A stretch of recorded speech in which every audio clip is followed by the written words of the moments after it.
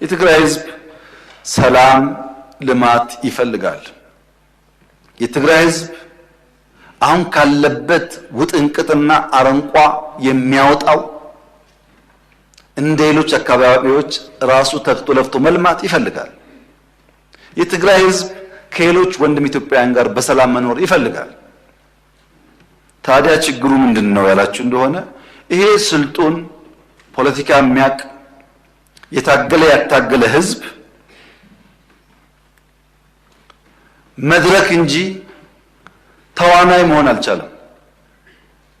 በፖለቲካ አውድ ውስጥ መድረክ እንጂ ተዋናይ መሆን አልቻለም። መድረክ ይጫወቱበታል እንጂ አይጫወትም። የትግራይ ህዝብ ከመድረክነት ወጥቶ የፖለቲካ ተዋናይ ለመሆን ራሱን በአዲስ ቲንኪንግ መቃኘት አለበት።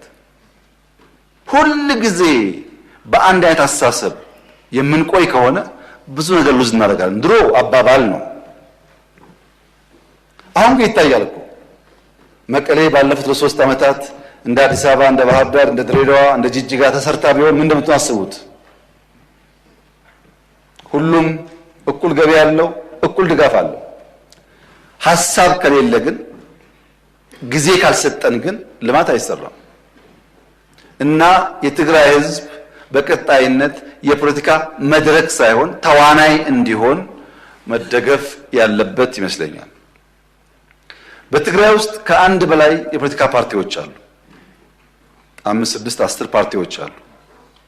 ችግር የሆነው አብዛኛዎቹ የትግራይ ፖለቲካ ፓርቲዎች ያሉበትን ደረጃ ማሻሻል አልቻሉም።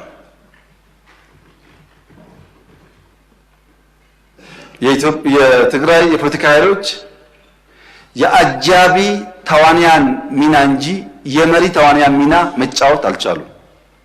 አንድ ቲያትር የሚሰራ ሰው ሁል ጊዜ አጃቢ አይሆንም። 5 ዓመት ያጅብና አንድ ቀን መሪ ተዋንያን ይሆናል። መሪ ተዋንያን ወደ መሆን ካላደጉ በቀር አጃቢ ተዋንያን ሆነው ተሰብሰቡና ምርጫ ያስፈልግም ብላችሁ መግለጫ አውጡ፣ ተሰብሰቡና እንደዚህ አድርጉ ከሆነ እዛ አካባቢ ያለው ፖለቲካ እድገት ወደሚፈለገው ደረጃ አይደርስም። ህዝቡ ከመድረክነት ወደ ተዋናይነት፣ የፖለቲካ ፓርቲዎች ከአጃቢ ተዋናይነት ወደ መሪ ተዋናይነት ሲቀየሩ ግን የሰለጠነ ህዝብ፣ ፖለቲካ የሚያውቅ ህዝብ፣ ንግግር የሚያውቅ ህዝብ ስለሆነ ብዙ ጉዳይ ይቀየራል ብዬ አስባለሁ። እዛ አካባቢ ላለው ኃይል በጣም ቀለል ባለ መንገድ መልሴ አንድ አርሶ አደር በሐምሌ ዶፍ ዝናብ ብቻ ሳይሆን መብረቅ እየጣለ ዝናቡና መብረቁ ከማሳው ያላስቀረውን ገበሬ መስከረም ላይ ወፍ ጮኻለችና ወፍ ስለምትጮህ አልወጣም ወደ ማሳ አይሄድም ብሎ የሚፈራ ገበሬ አይኖርም። ዶፍ ደፍሮ መብረቅ ደፍሮ የወፍ ጩኸት ሲሆን እንደ ሙዚቃ ያየው ይሆናል እንጂ የወፍ ጩኸትን ፈርቶ ከማሳው አይከለከልም፣ አይቀርም። የዚህ መንግስት ታሪክ ይኸው ነው። አሁን ያለው ድምፅ እንደ ወፍ ድምፅ ነው። ዝናቡ መብረቁን አልፈነዋል። ማንኛውም መጠነኛ ትንኮሳዎች እንደ ወፍ ድምፅ ከማስተናገድ ያለፈ ድካም አይኖርብንምና መሰብሰብ ጥሩ ይሆናል።